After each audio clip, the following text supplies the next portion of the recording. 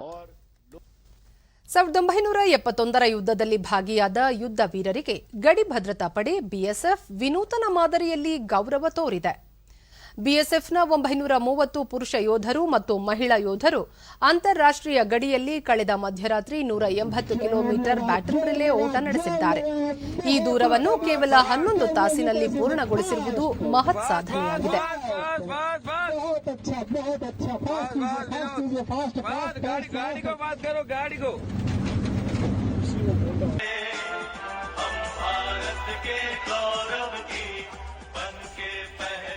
ವಿಜಯೋತ್ಸವದ ಹಿನ್ನೆಲೆಯಲ್ಲಿ ನಾಳೆ ದೆಹಲಿಯ ರಾಷ್ಟ್ರೀಯ ಯುದ್ಧ ಸ್ಮಾರಕದಲ್ಲಿ ಏರ್ಪಡಿಸಿರುವ ಕಾರ್ಯಕ್ರಮದಲ್ಲಿ ಪ್ರಧಾನಿ ನರೇಂದ್ರ ಮೋದಿ ಪಾಲ್ಗೊಂಡು ಹುತಾತ್ಮ ಯೋಧರಿಗೆ ಗೌರವ ಸಲ್ಲಿಸಲಿದ್ದಾರೆ.